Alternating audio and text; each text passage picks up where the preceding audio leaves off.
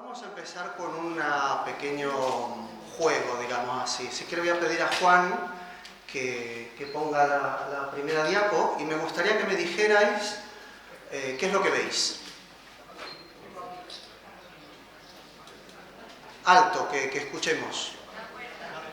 La ventana. Una puerta, una ventana, un móvil, un papel, una línea. Muy bien. Vamos ahora a la segunda diapo.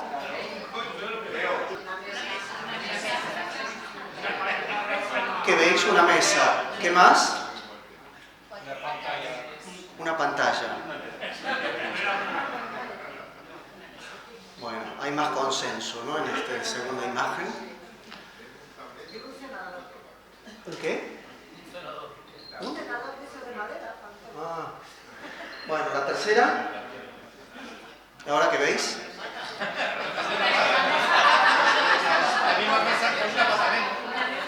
La misma mesa con una pata menos. Muy interesante.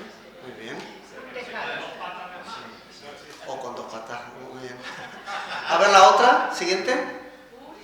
Uy.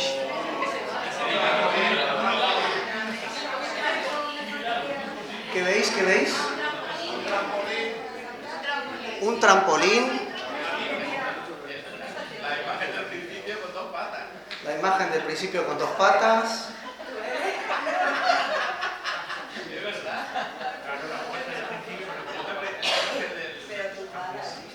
¿Qué más? Una cosa imposible. Ah, muy bien. Vale, a ver la otra. ¿Y ahora?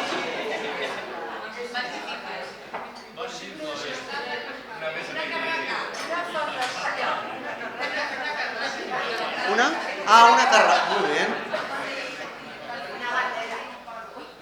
Una bandera. Es una cosa que se lleva mucho en esta época. Muy bien. ¿La siguiente, Juan?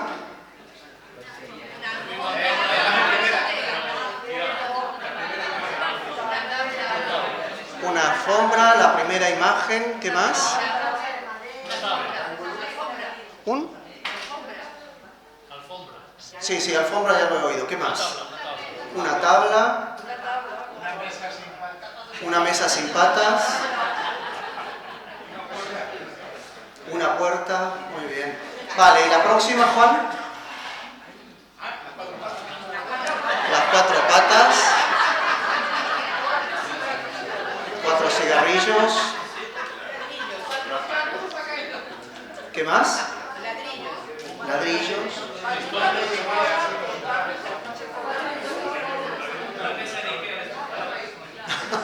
Una mesa de Ikea. Muy bien. Bueno, pues estas son las diapositivas que hay, ¿sí? Entonces yo ahora, para molestar a Juan Carlos, me voy a cambiar de posición. Es que si no creo que quedo muy abajo, nadie me ve, yo no veo a nadie. Es una cosa un poco rara. Bueno, esto también es raro, pero estamos más acostumbrados a hacer estas cosas. Bueno, este primer juego, divertimento, llamémosle como experimento, para mí era un experimento porque es la primera vez, ha salido incluso mejor de lo que yo esperaba, también gracias a que hay mucha gente, es para demostrar o para mostrar algo que en realidad todos sabemos, y es que lo que uno ve, lo ve uno, no es lo mismo que ven todos los demás. En algunos casos hay más consenso, como por ejemplo la imagen de la mesa, casi todo el mundo veía una mesa, aunque haciendo un esfuerzo algunos podían ver otras cosas, que no era una mesa, ¿no? Pero es un poco, esto tiene mucho que ver con el trabajo, que es esto que muchas veces se le llama ilusión, ¿sí? Aparte en mi caso, bueno, yo hice una disciplina que es la disciplina mental, donde el tema de la ilusión es un tema que aparece en los primeros pasos y digamos que te acompaña el resto de la disciplina. Y bueno, como son las cosas que uno ha practicado, son las cosas de las que uno habla, ¿no? Hay otras cosas que uno no sabe y mejor no decir nada. Pero era un poco una prueba, y ahora a lo largo del día de hoy iremos viendo cómo esto que es una obviedad y que cualquiera diría, sí, claro, yo veo una alfombra y el otro ve una tabla y es lo más normal. Que en realidad, no sé yo cómo transmitirlo, pero creo que tiene un alcance y una profundidad mucho mayor de la que estamos acostumbrados a aceptar o de lo que creemos, ¿no? Porque esto que aquí parece como muy fácil, en realidad nos pasa todo el tiempo con todo, ¿sí? Y como el tema de la monografía es la identidad, nos pasa evidentemente con las identidades, incluso con la identidad de uno mismo. De hecho, entre la primera diapositiva y la penúltima era exactamente el mismo objeto, solo que estaba girado. Y mucha gente ve en la primera una cosa y en la siguiente ve otra, ¿no? Con lo cual uno mismo, un poco después, ya ve cosas distintas a las que había visto al principio. O sea que ni siquiera es un tema de personas, sino que es un tema de situaciones donde uno mismo va transitando por distintas situaciones y en cada situación ve cosas distintas, aunque el objeto externo sea el mismo, ¿sí? Bueno, vamos a comentar. Entonces, ahora os voy a pedir durante 5 minutos y quizás menos, 2 o 3 minutos, que cada uno haga una breve reflexión o meditación o como quieran llamarle, sobre quién es uno, quién soy, quién creo que soy, ¿sí? Nos tomamos 3 minutos para que cada uno haga algo con esa pregunta en su cabeza y dentro de 3 minutos retomamos, ¿vale?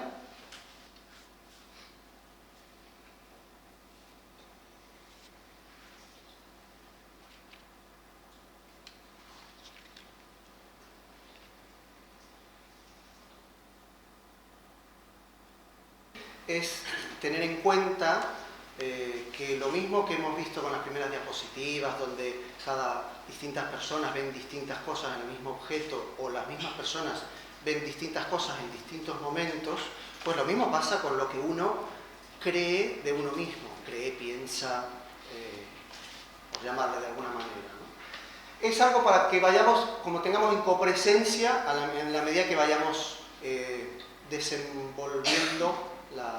desarrollando la charla. Bueno, ¿de qué trata esta producción que se llama La identidad intencional? En el mismo título ya definimos, por un lado, el objeto de estudio, que es la identidad, y por otro lado definimos el punto de vista desde el cual vamos a tratar ese objeto de estudio, que es lo intencional, ¿sí? Es decir, vamos a hablar de la identidad desde el punto de vista intencional. Evidentemente, estos son conceptos muy difusos. Si ya nos cuesta ponernos de acuerdo en una tabla con 4 patas, imagínense cuando hablamos de intencional, identidad, ¿no? Son como, esto da para entender, en fin, cada uno entenderá lo que pueda. Bueno, yo voy a tratar de explicar lo que yo entiendo, que no es la definición de qué es, sino, bueno, digamos el significado que le hemos dado a estas palabras a lo largo del escrito. Y aunque el objeto de estudio sea la identidad, que es realmente de lo que trata el escrito, y el punto de vista sea lo intencional, en el fondo, el objeto de estudio que yo quiero desarrollar es lo intencional. La identidad es una excusa que yo utilizo para hablar de lo que realmente me interesa, que es lo intencional, ¿sí? Y que yo de alguna manera siento que es mi tema vital, que tiene que ver con el desarrollo, con la liberación, con el desarrollo de lo humano en uno, tiene que ver con la liberación de los condicionamientos que tenemos. Sabemos que tenemos muchos condicionamientos por el hecho de ser seres vivos, estar en este planeta, etcétera, etcétera, muchos condicionamientos físicos. Bueno, la tecnología, la ciencia ya nos ayuda para ir superando. Pero claro, tenemos una cantidad de condicionamientos que no son físicos, sino que son, llamémosle, internos o psicológicos, culturales, y esos son los más difíciles de liberarse, ¿no? Así que creo que el desarrollo de lo intencional, de la intencionalidad, de la propia intención, tiene que ver con ir liberándose de esos condicionamientos, y eso para mí es equivalente a ir desarrollándose uno como ser humano, ir siendo cada vez más humano, cada vez más libre, Bueno, vamos a explicar qué quiere decir o qué uso yo le doy, por qué hablo de intencional. Intencional en realidad está referido a dos palabras, a intención y a intencionalidad. Son dos palabras distintas o dos conceptos distintos, pero que para mí tienen relación. Aquí voy a hacer una breve explicación de lo que yo entiendo por intencionalidad. Lamento tener que explicar algo que estoy seguro que mucha gente sabe perfectamente y lo podría explicar mejor que yo, pero bueno, me toca estar a mí aquí, así que voy a explicar lo que yo entiendo porque es el significado que le he dado a lo largo del escrito, ¿sí? Bueno, vivimos en un continuo espacio-temporal y nuestra vida es un transcurrir en el tiempo y en el espacio, ¿sí? No hay cortes, no hay saltos, ¿no? Desde que nacemos hasta que morimos, y quién sabe si más allá, hay un continuo espacio temporal. Podríamos decir que hay como una especie de masa amorfa e inmensa de impulsos, de estímulos que recibimos desde el exterior, desde el propio interior, a través del propio cuerpo, desde nuestra cabeza, de nuestra memoria, nuestros recuerdos, etc.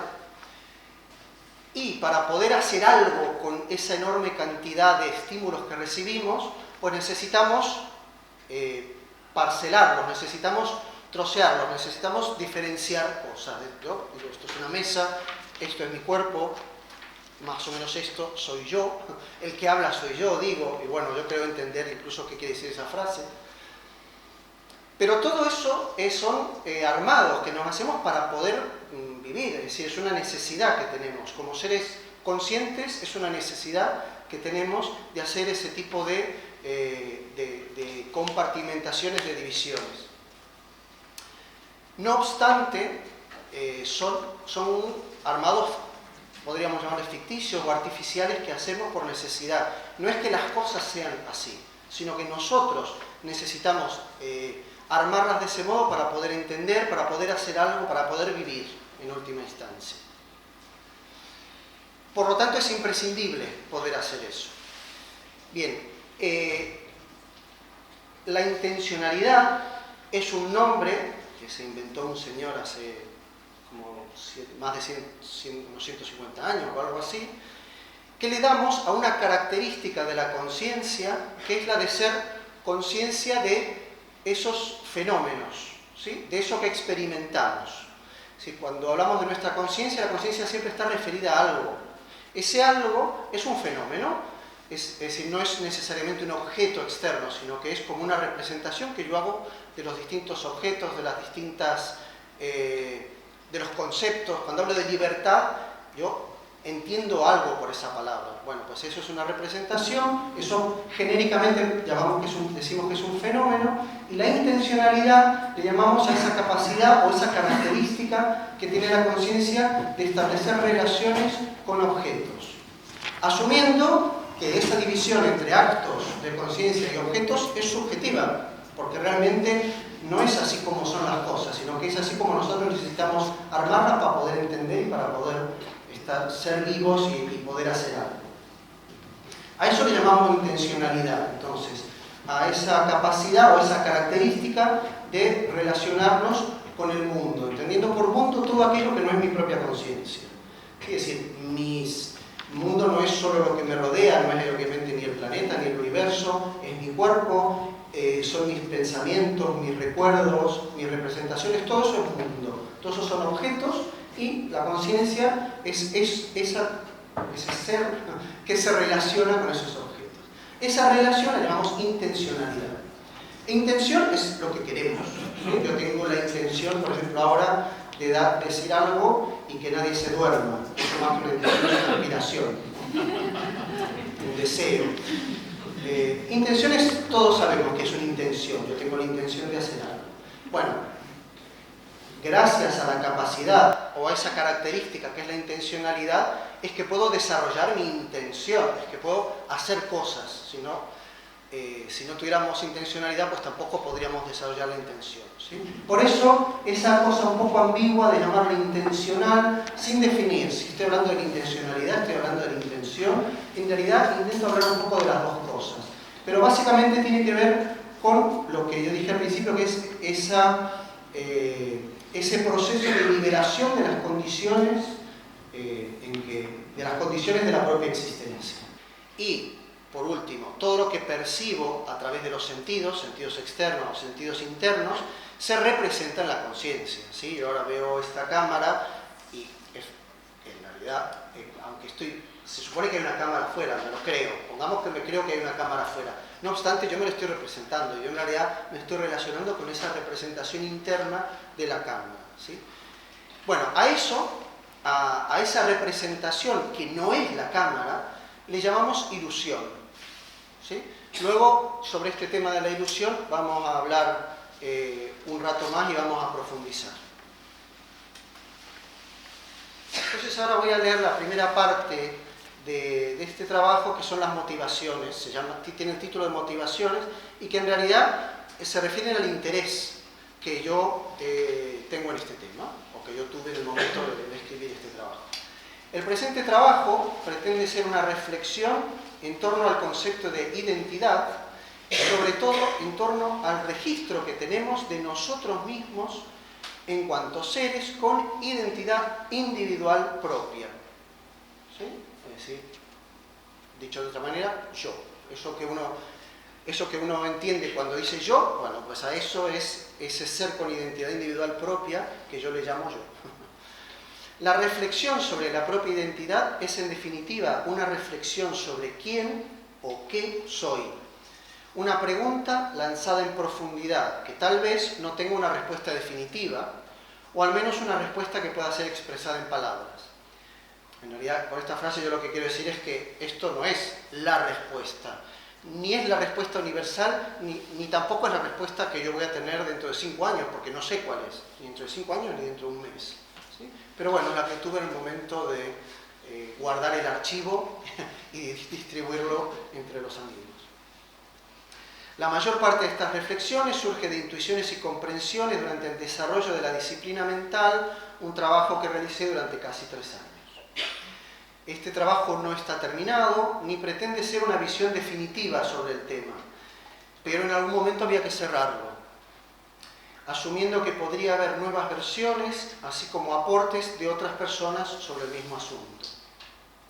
Este tema de cerrarlo, los que hayáis hecho alguna producción, supongo que habéis experimentado algo parecido. Yo no lo había experimentado, pero realmente cuesta cerrarlo. Yo no pensé que fuera así, pero pues me costó bastante. En algún momento como decir, ya está, listo, no escribo más, no reviso más, no corrijo más, y lo lanzo, y es como, ay, le vas a dar a la tecla y estás... Bueno, muy interesante, una experiencia muy interesante, y que denota que en realidad tiene un significado mayor del que uno puede creer, a lo mejor, ¿no? La producción. Bueno, después de leer el interés, vamos a leer las conclusiones. Y luego ya nos vamos a casa. Las conclusiones sería la síntesis, en realidad, ¿no? La identidad, y es un poco lo que abarca todo el escrito, que es de lo que luego vamos a hablar. La identidad no es algo inherente a los objetos ni a las personas, sino una forma de organizar los fenómenos para poder relacionarse con ellos. La conciencia, mediante su intencionalidad característica, adjudica por necesidad identidades a los objetos que la rodean, micrófono, yo, persona, etc., y a sí misma. Y mediante esta identificación puede actuar en el mundo transformándolo. La identidad individual no es algo que viene dado, sino algo en transformación permanente, merced al propio devenir y a la acción constante de la conciencia. Si comprendemos esto, podemos intentar operar intencionalmente sobre nuestra propia identidad, ganando en libertad y en capacidad de decisión sobre qué queremos ser, cómo queremos actuar, etc. En el fondo, es el interés de esta producción. Las experiencias trascendentales, en donde desaparece la individualidad, confirman estas hipótesis, debilitan la dictadura de la identidad dada y abren el futuro a la creación de la identidad propia como proyecto vital, más allá de la existencia actual. Al principio del escrito se dice: la reflexión sobre la propia identidad es en definitiva una reflexión sobre quién o qué soy. Como anticipamos, no hay una respuesta definitiva a esta pregunta, pero siendo coherentes con el desarrollo completo del escrito, una posible respuesta es que merece la pena intentar ser aquello que uno quiere sin limitar nuestras posibilidades. Bueno, volvemos atrás y vamos a leer el resumen. Este escrito está organizado en 3 partes. En la primera parte se hace un análisis del significado de la identidad, tanto de los objetos tangibles e intangibles como de las personas. Es la parte más larga del escrito, necesaria para poder avanzar en el tema, pero la menos interesante en cuanto a sus conclusiones. En la segunda se revisa la identidad desde un punto de vista psicológico, llegando a la conclusión de que se trata de una estructuración que tiene que hacer la conciencia humana por propia necesidad de su funcionamiento. Las consecuencias que se extraen ponen en duda algunas certezas que uno pudiera tener sobre la propia identidad. La cosa se pone más interesante y un poquito más inestable. En la tercera se entra en el terreno trascendental, cuestionando abiertamente las creencias sobre cualquier identidad individual y en general sobre cómo son las cosas. Asimismo, se abre la posibilidad a una identidad trascendental, un ser, con mayúsculas, no dependiente. Se puede observar un cierto paralelismo con las 3 cuaternas en que están organizadas las disciplinas antes mencionadas. Según el material introductorio a las disciplinas, abre comillas, las disciplinas trabajan con rutinas que se repiten en cada momento del proceso, paso, hasta que el operador obtiene el registro indicado. Todo el proceso está convencionalmente organizado en 12 pasos separados en 3 cuaternas. Así como cada paso tiene una designación que aproxima la idea del registro buscado, cada cuaterna señala un significativo cambio de etapa. Cierra comillas.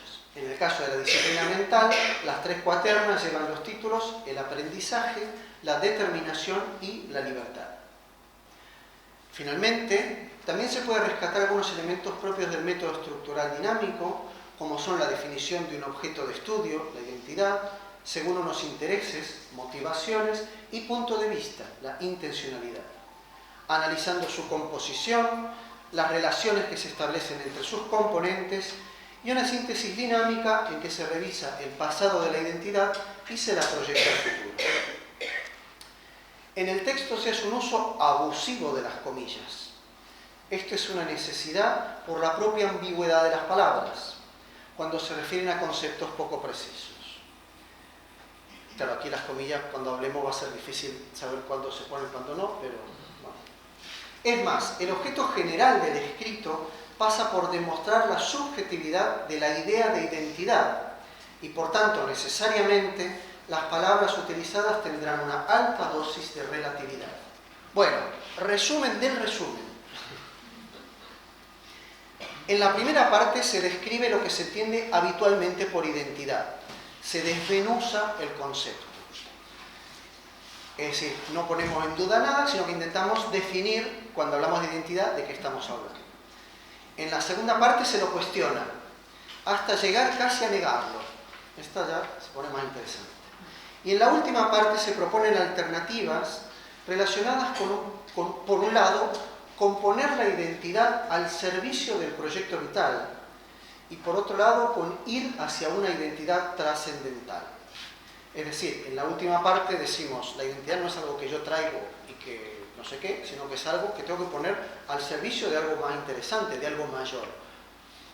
Y no es un lastre o en fin, vale. Y por último, vamos a hacer un pequeño resumen de los primeros capítulos, que al final vamos a leer la última parte, la tercera parte, que bueno, es la más corta, pero que creo que es la más interesante. Entonces, en la primera parte se empieza por hablar de definiciones, se leen unas digamos, se extraen las definiciones del diccionario de la RAE, se las analiza un poco qué quiere decir. Luego se habla del principio de identidad, que es un principio clásico de la lógica, que dice que toda entidad es idéntica a sí misma, algo que parece una obviedad, ¿no? Dice A igual a A. No es así, claro, como A no va a ser igual a A. Pero luego veremos que eso no es tan así. Y de hecho, se acaba este capítulo hablando del principio de identidad tal como lo definió Silo, donde, bueno, le da una vuelta al tema, una vuelta bastante interesante al tema del principio de identidad de A es igual a A. Resulta que A no es igual a A, o no siempre, o según, en fin. Luego hablamos de niveles de identidad, que básicamente lo que decimos es que hay una identidad grupal y una identidad individual. Aquí, por ejemplo, se utiliza como ejemplo, ¿no? Un árbol taxonómico, ¿no? Es la típica cosa que nos enseñan en el colegio, ¿no? Que el reino, hay una especie, de la especie deriva, no, perdón, hay un reino, del reino hay un filo o división, de ahí vienen clases que se dividen en órdenes, que se dividen en familias, que se dividen en géneros y que se dividen en especies. Entonces ahí vamos a encontrar la especie, el Homo sapiens y no sé qué. Y uno es como, es así, qué interesante. Dice, bueno, sí, pero podría ser de cualquier otra manera.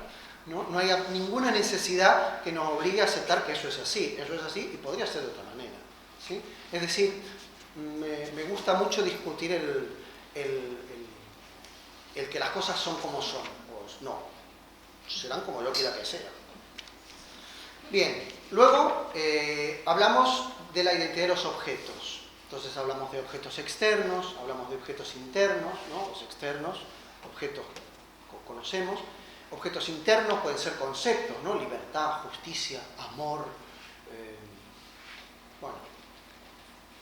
Y también objetos tangibles, intangibles, etc. Y el cuarto capítulo de esta primera parte, que es el más largo, habla de la identidad de las personas. Y aquí ya empezamos a entrar en temas un poco más interesantes, ¿no? Vamos como dando todo un rodeo, es como si habláramos de esta reunión y empezáramos hablando... Bueno, esto está ubicado en la meseta central que hay en la península ibérica y de ahí llegamos a Toledo o a Ocaña, de ahí llegamos aquí, no sé qué, y al final acabamos hablando de las personas, que es lo que realmente nos interesa, ¿sí? Bueno, aquí vamos dando esa vuelta y acabamos hablando de la identidad de las personas. Y le damos una vuelta al tema de la identidad personal y entonces hablamos del nacimiento, cómo nace esa identidad individual. Por supuesto, esto es totalmente discutible lo que está escrito aquí, ¿sí? Es decir, esto hay personas que dicen que escriben para sí mismas. A mí me parece muy bien, pero esto no está escrito para mí, esto está escrito para compartir con otros. Ojalá les sirva a algunas personas, pero desde luego no es para explicarle nada a nadie, sino que es para empujar nuevas reflexiones, nuevas discusiones. Ese es el interés principal, no del tema, sino del hecho de escribir y de publicar algo. Es que haya gente que lo lea y que diga, este señor, esto que dice aquí es una tontería. Bueno, pues fenómeno, hablemos del tema, dime algo más interesante sobre el tema. Ese sería la cosa, ¿no? Bueno, entonces yo hablo de lo que yo creo que es el nacimiento, cómo nace esa identidad individual. Luego hablamos del cuerpo, siempre tenemos con un cuerpo encima, o el cuerpo va con nosotros, en fin. No sé, ¿no? Hago un juego que para mí, a mí me resultaba curioso, ¿no? Hay muchas películas donde, desde películas de terror hasta comedias, donde el cerebro de una persona se trasplanta al cuerpo de otra, ¿no? Y entonces, claro, es como que si me sacan el cerebro y lo ponen en el cuerpo de otra persona, vale, entonces ahora yo estoy en otro cuerpo. ¿Yo estoy en otro cuerpo o mi cuerpo ahora tiene otro cerebro? Uf, qué lío, ¿no? ¿Cómo será, no? En general se acepta que como que uno va con el cerebro, pero bueno, por supuesto, de momento no es tan fácil eso de trasplantar un cerebro, pero es como, ¿y yo dónde estoy? ¿Estoy en el cuerpo? ¿Estoy en el cerebro? ¿Estoy en el alma? Bueno, es simpático, ¿no? ¿Cómo? Sí, esa es la parte, ¿no? bueno, habla del determinismo, ¿no? Reducir la novena sinfonía de Beethoven a una sucesión de vibraciones que se suceden unas a otras sin solución de continuidad, o el David de Miguel Ángel a unos átomos que forman moléculas que acaban formando un trozo de mármol de varios metros de altura, ¿no? Eso es lo que diría un científico, un físico determinista. Eso es el David de Miguel Ángel. No, pues sí, mira tú. Qué curioso. Bueno, y por supuesto al final hablamos de la biografía, claro, la propia biografía, el peso que tiene, en fin. Yo no soy yo sin mi biografía. No sé qué soy yo, pero seguro que, que si tuviera otra biografía sería algo distinto. Y luego hablamos de las identidades colectivas, que además es algo que está como muy, no sé si muy de moda o algo así, muy en boga en los últimos tiempos, en las últimas décadas, ¿no? Las identidades culturales, ¿no? Gente que se pelea y discute qué cultura es mejor que la otra, cosas por el estilo. Hay una cosa que me pareció muy linda de Ortega y Gasset, que dice que el acto específicamente cultural es el creador, aquel en que extraemos el logos de algo que todavía era insignificante. Es decir, la cultura que tú tienes no es la cultura que has heredado, lo interesante es qué haces tú con eso. Lo que has heredado no tiene ninguna gracia, eso es decir, lo interesante es qué haces con eso que has heredado. Por eso dice, lo propiamente cultural es el acto creador, es lo que tú creas a partir de esa cultura, porque lo que has heredado no tiene ningún interés. Y ya vamos entrando cada vez más, es como si vamos quitando las capas de la cebolla y vamos entrando cada vez más al meollo del asunto. Entonces, después de la identidad cultural, ya empezamos a hablar de la identidad humana. Y terminamos hablando de más allá del humano. Y con eso termina la primera parte, que es una exploración, un análisis sobre qué es la identidad, o qué entendemos por identidad, desde los aspectos más generales hasta los aspectos más particulares. La segunda parte, bueno, la primera parte tiene el título Identidad. La segunda parte tiene el título Ilusión. En esta parte se hace un análisis de los mecanismos de conciencia utilizados para crear la ilusión de identidad. Ya, después de que nos tiramos, alguien lee esto, después de decir, me he tirado media hora para este señor, para explicarme qué es la identidad, y ahora me dice que es una ilusión. Joder, me hubiera ahorrado media hora para que me diga que todo eso es ilusorio. Bueno, y empezamos a entrar en cosas mucho más interesantes. Entonces, el primer capítulo de esta segunda parte habla de ilusión e intencionalidad. Y aquí yo hago algo que para algunas personas es un atrevimiento, para otros es una originalidad, para otros no tiene mayor valor. Bueno, está bien, todo es válido. Pero yo hago una equiparación entre ilusión e intencionalidad.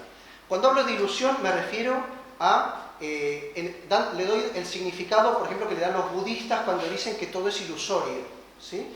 O el mismo que Silo, cuando Silo decía todo es mental, ¿sí?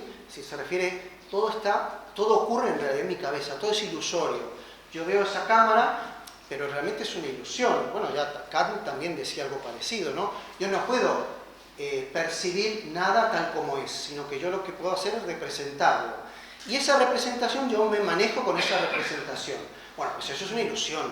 Realmente no es que las cosas son como yo me las represento. Yo me las represento como puedo, como quiero, pero desde luego no como son, porque no sé cómo son. Y de hecho es imposible saber cómo son las cosas. No es que tengo un problema, tengo un fallo y no tengo más remedio que representármelas ilusoriamente. Es que no puede ser de otra manera.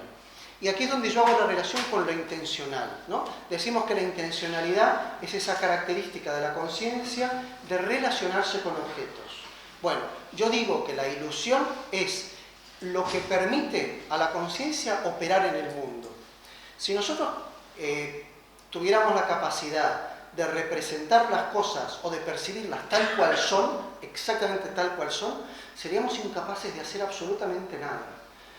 Un árbol representa las cosas tal cual son.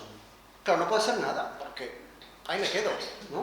O sea, gracias a que tengo la capacidad de representármelas de otra manera, es que puedo hacer algo.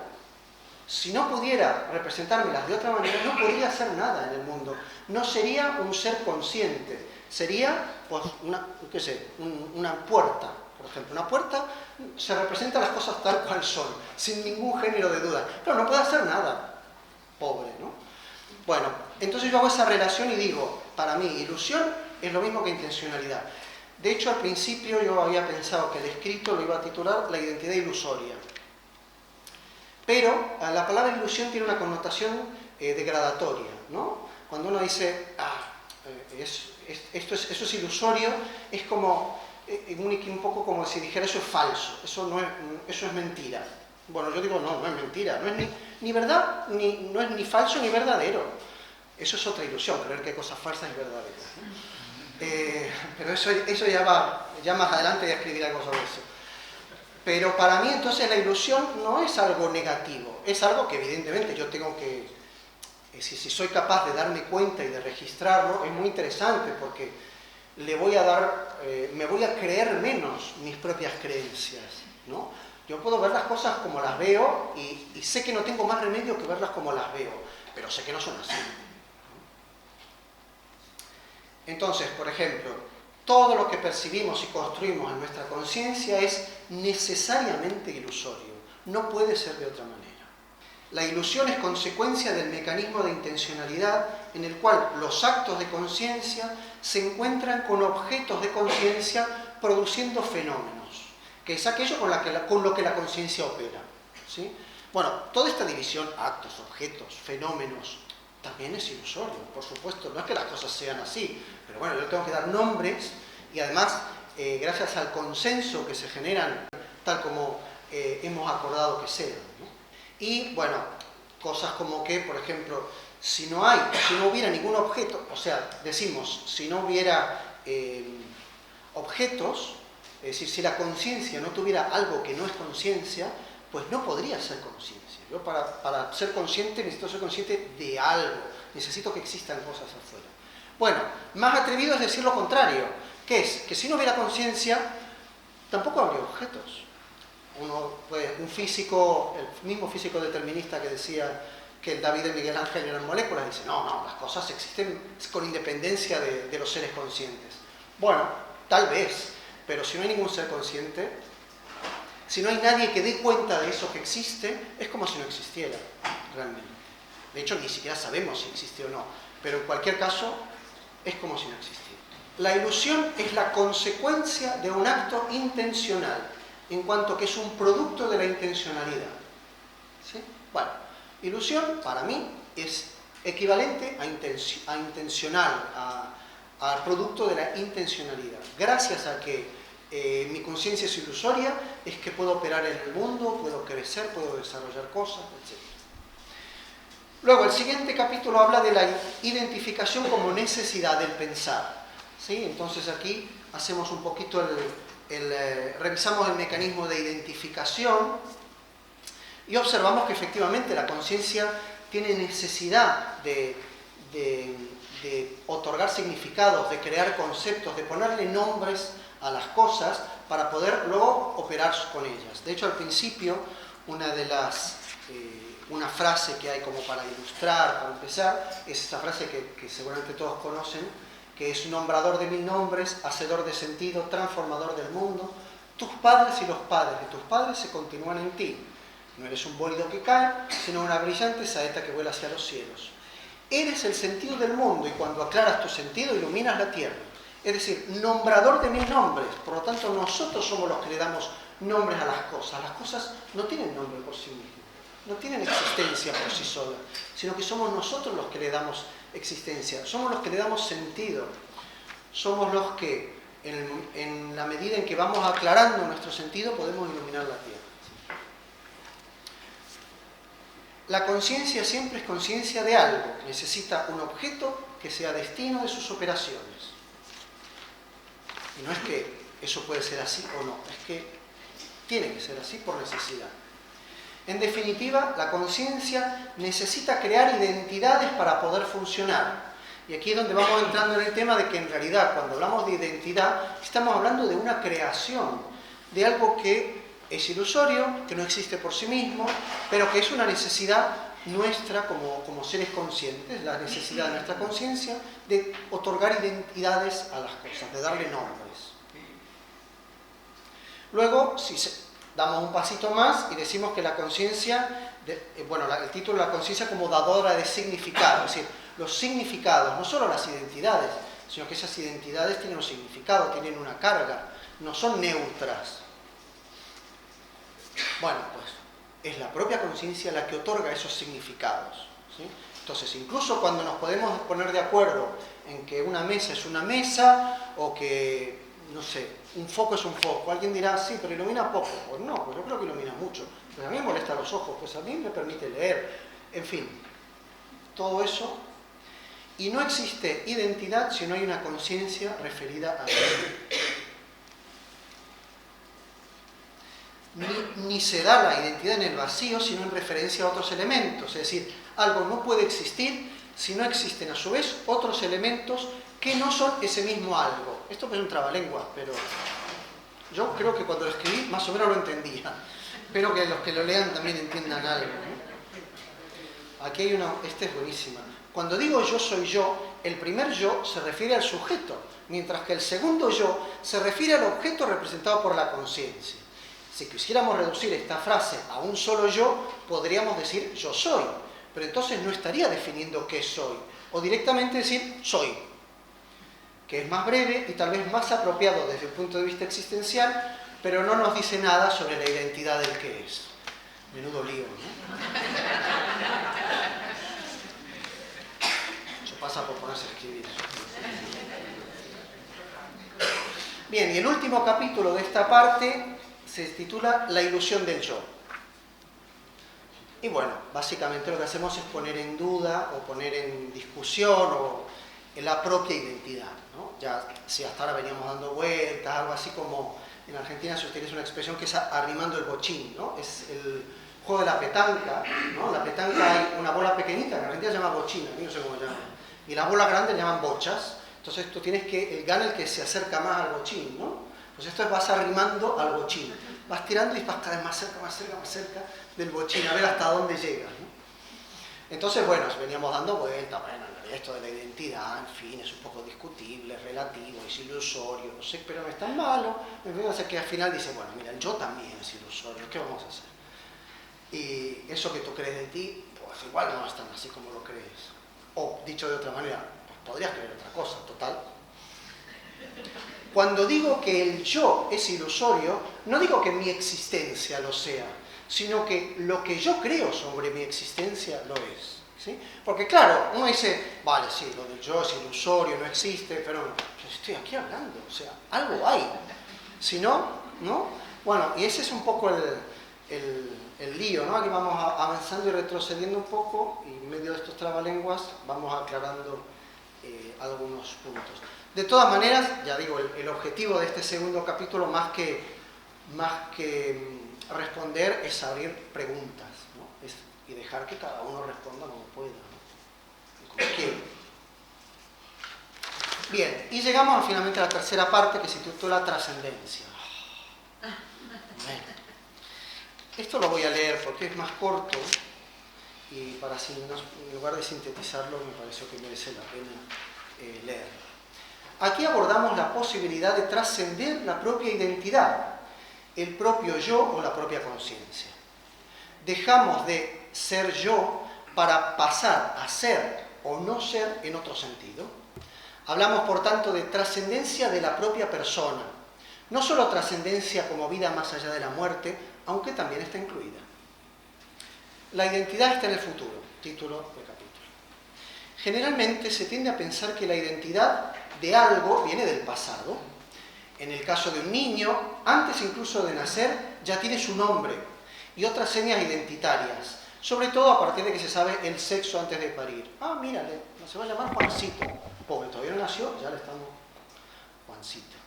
Más acusado es el caso de la identidad cultural. Antes de nacer, es muy probable que la criatura ya tenga asignada una religión, un colectivo social, etc., ¿no? Se va a llamar Juancito, va a ser español, europeo, del siglo XXI, en fin, contemporáneo de Trump, pobre. Toda una serie de cosas. Sin embargo, según el punto de vista expuesto hasta aquí, la identidad no es algo estático ni permanente. Por tanto, la identidad no tiene que ver tanto con el origen sino con aquello hacia donde uno va. Uno nace con unos condicionamientos sociales muy fuertes, dependiendo del lugar de nacimiento. Por lo tanto, uno tiene que conocer sus propios condicionamientos y aprender formas de superarlos, igual que el ser humano construye aviones para superar su imposibilidad de volar por sí solo. Seguramente no sea buena idea combatir todos los condicionamientos juntos, sino que será mejor elegir dónde aplicar su energía. Así, paso a paso, uno podrá ir superando esos condicionamientos sociales en la medida en que se va desarrollando la propia intención en el mundo. Es decir, la identidad, la cultura que uno hereda, o la identidad, digamos así, que uno hereda, está ahí para que uno la transforme, para que uno haga algo interesante con ella, no para que uno la multiplique. Por lo menos es la propuesta que se hace aquí, ¿no? Posiblemente aquí tenga mucho consenso, seguramente en otros ámbitos esto sería un anatema, ¿no? Estaría aquí ya, aplicarían a mí solo el 155. La identidad no es algo que uno hereda pasivamente, sino algo que se construye, igual que ocurre con la cultura, lo que mencionamos de Ortega y Gasset. La propia identidad es un acto de creación, es la obra de toda una vida. Si uno no es consciente de que la identidad está en el futuro, uno tenderá a repetir aquello que conoce. De esta manera se confunde el futuro con el pasado. Así, dentro de los límites de los enormes condicionamientos con que uno nace, más los que va adquiriendo con el transcurrir, uno tiene libertad para elegir cómo quiere ser y tiene así la posibilidad de concretarlo.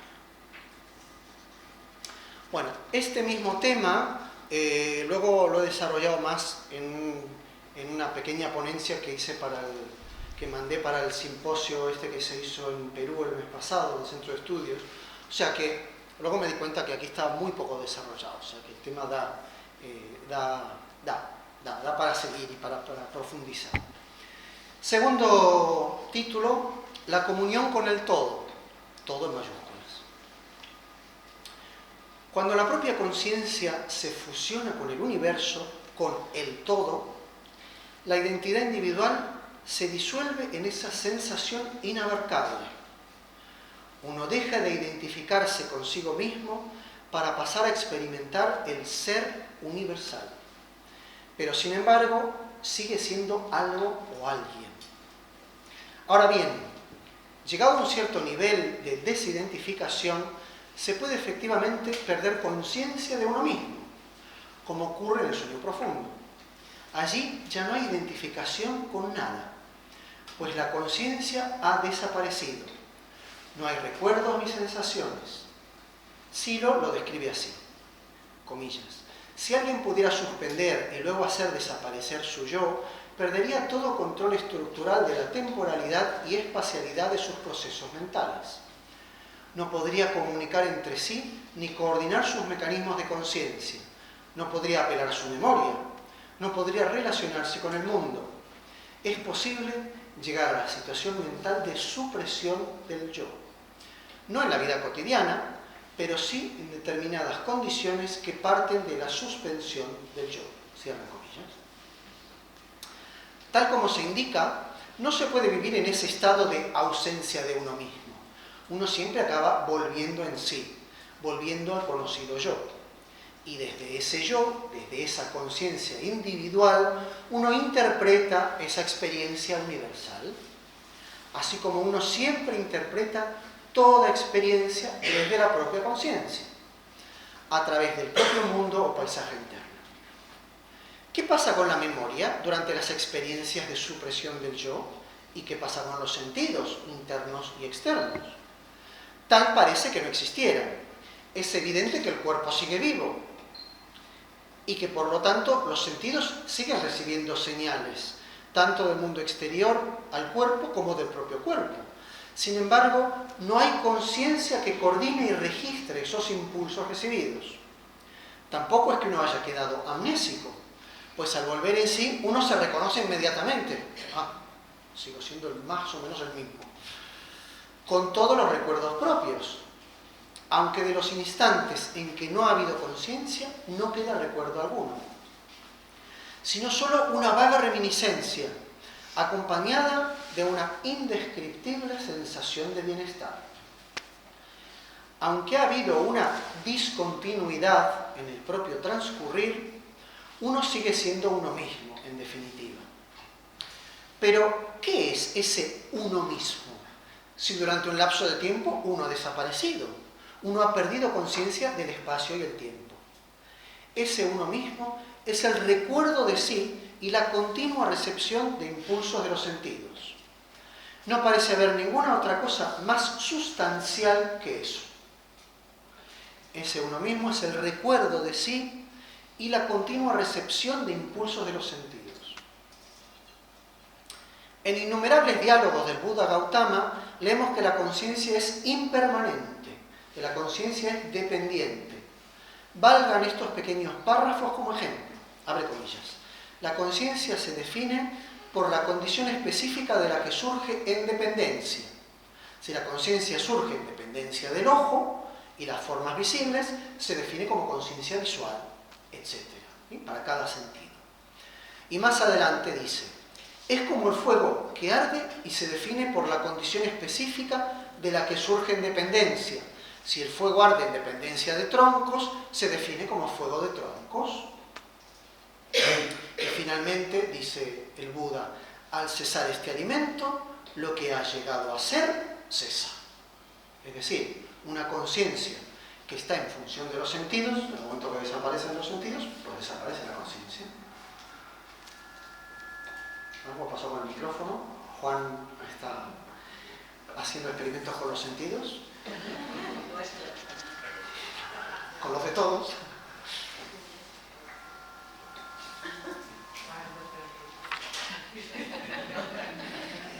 El nirvana es la máxima expresión de desidentificación, de desapego. Sin embargo, siempre es alguien el que accede a la experiencia de nirvana. Es curioso, ¿no? Esto que tenga que ser, alguien tiene que llegar a la desidentificación de ser alguien, pero si no es alguien previamente, no puede llegar. Bueno. Apartándonos de los místicos orientales antiguos, ya en el siglo XVII, Descartes también se planteó el problema de la existencia y lo resolvió diciendo, pienso, luego existo. Es decir, que el solo hecho de plantearse la cuestión ya demuestra la existencia de alguien que pregunta. Claro que para probar la existencia del mundo requirió mucha más argumentación para evitar caer en el solipsismo. Más recientemente, Brentano, en 1874, introduce el concepto de intencionalidad que sintetiza la relación fenoménica e indisoluble que la conciencia establece con el mundo mediante la estructura acto-objeto.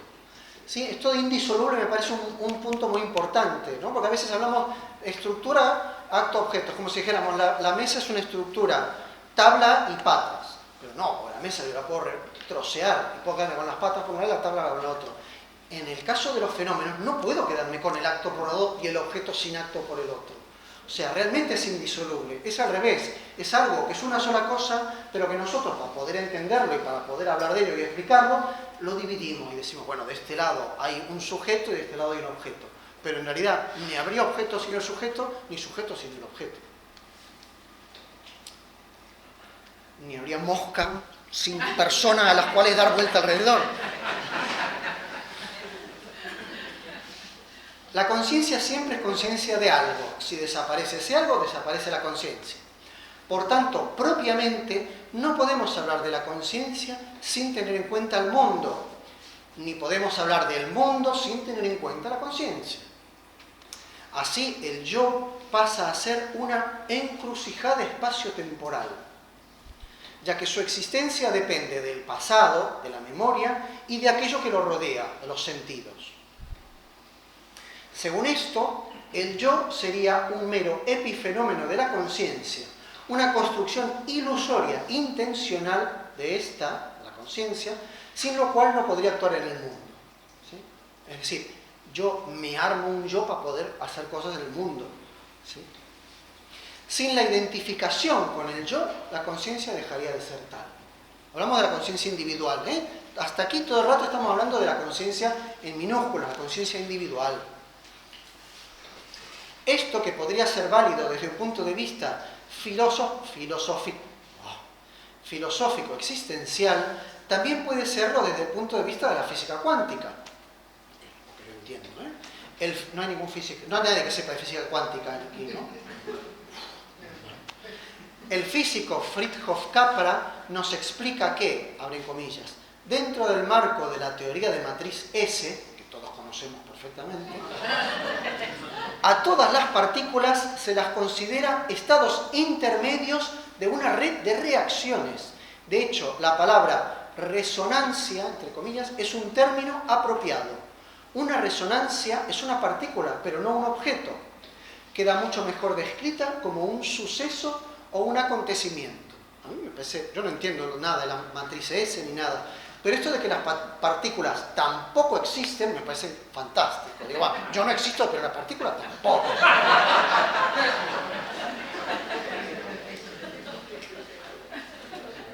Bien, y más adelante dice Fritjof Capra, bajo el punto de vista oriental, al igual que bajo el de la física moderna, todas las cosas del universo están relacionadas con todas las demás, y ninguna de sus partes es más fundamental o básica que las otras.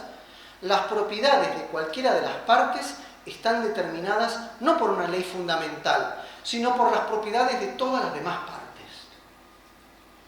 Tanto los físicos como los místicos se dan, algunos físicos diría yo, y algunos místicos, se dan cuenta de que el resultado de esto es la imposibilidad de explicar cualquier fenómeno en su totalidad.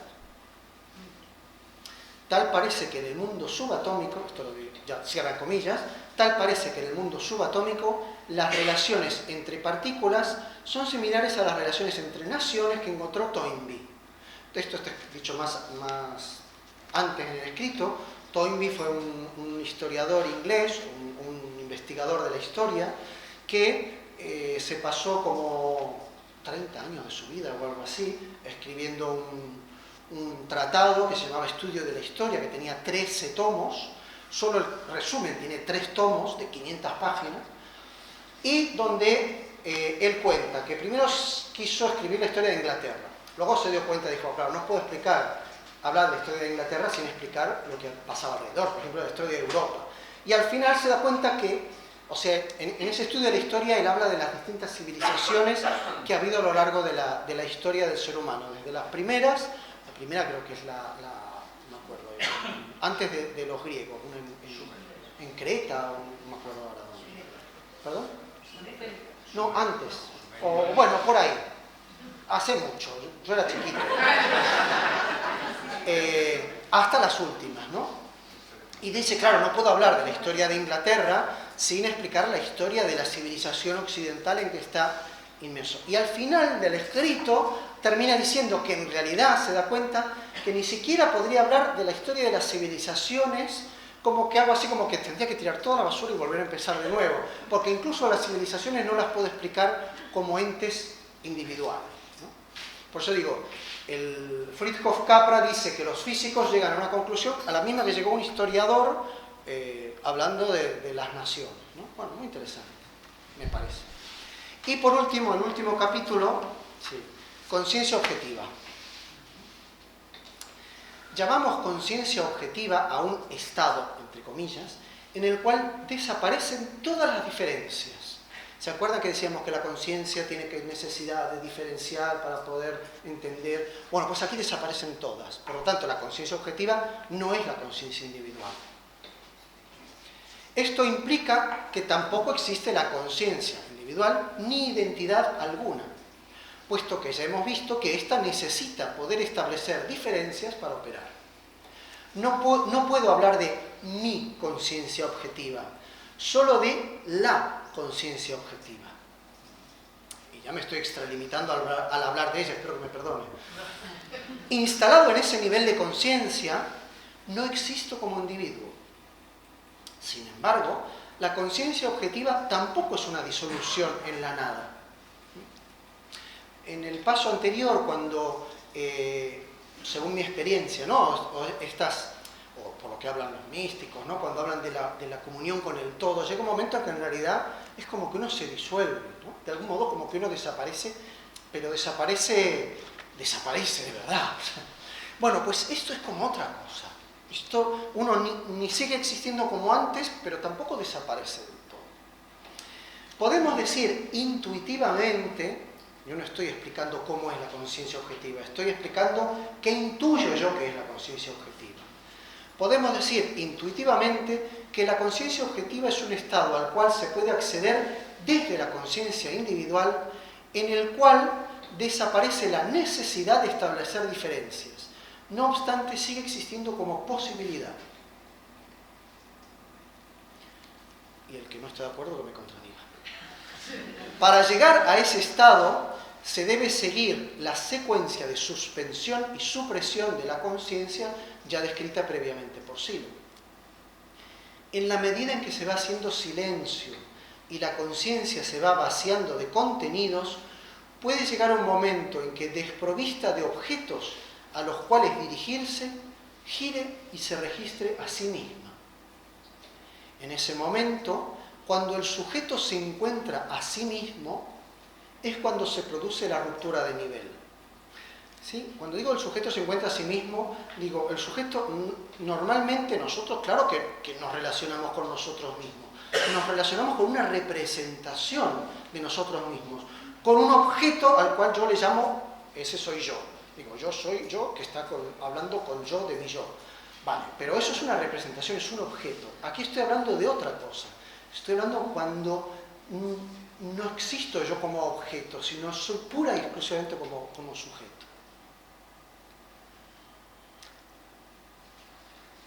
Comillas, abre comillas. Ese sí mismo es lo que da sentido a la mirada y a las operaciones de la conciencia. Es anterior y trascendente a la conciencia misma. De un modo muy amplio, llamaremos mente con mayúsculas a ese sí mismo, y no lo confundiremos con las operaciones de la conciencia o con ella misma. Esto lo dijo Silo en un lugar que está en la bibliografía. Bueno, sí, exacto. Ah, no, bueno, yo lo saqué de los seminarios del 80. En el libro Meditación Trascendental de Van Doren, de 1973, se dice sobre la conciencia objetiva, abre comillas, un nuevo supuesto estado en donde, cursiva, las diferencias que advertimos entre las cosas y la conciencia desaparecen, y en donde, de acuerdo a ese nuevo estado, todo mental iría a la raíz profunda de las cosas, trascendiendo las apariencias que las cosas mismas tienen. Cierra, fin de la cita, como diría un personaje. Según esto y según la comprensión de que la propia conciencia individual es un significado producido por la conciencia y por tanto de dudosa existencia por sí misma, en la conciencia objetiva es donde radica realmente la conciencia, con mayúsculas. No hay conciencia individual, ni individuo de ninguna especie per se, por sí mismo. Y solo hay un ser en mayúsculas, y entre paréntesis, Tao, Dios, etc. ¿Sí?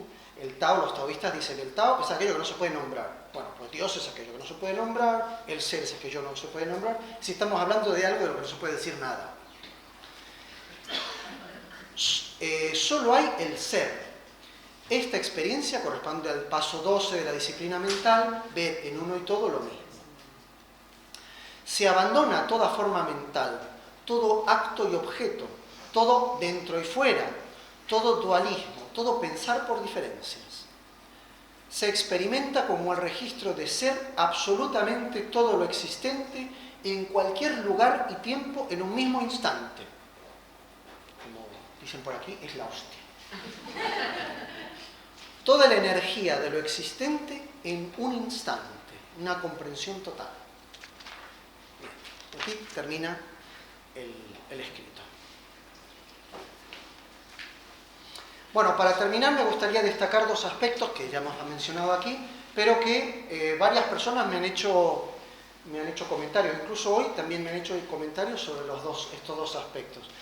quiero decir, como cosas que me parecen interesantes, darle una vuelta, porque digo, si hay varias personas que les ha llamado la atención, será bueno, pues que se ha dicho algo poco original, ¿no? Primero es esa relación o esa equivalencia entre ilusión e intencionalidad, y el segundo es esta cosa de la identidad desde el futuro, ¿no? Una cosa que yo pensaba era, bueno, claro, uno se presenta y dice, hola, buenas tardes, me llamo Sasha, que yo vengo de Buenos Aires, tengo tantos años, nací en tal lugar, vengo de Barcelona, etc., ¿no? Imagínense que uno dijera, hola, me llamo Sasha, bueno, uno se pone el nombre para facilitarle a los demás las cosas, ¿no? Dice, y mi aspiración es que desaparezcan las guerras del mundo. Ya está, esa es mi presentación. ¿Qué importa de dónde vengo? Todo eso es superfluo en realidad. Lo interesante es, ¿cuál es mi aspiración? Bueno, es una propuesta, pero en todo caso son dos aspectos que otras personas han destacado, así que, bueno, pues nada más, hasta aquí el rollo. A partir de aquí...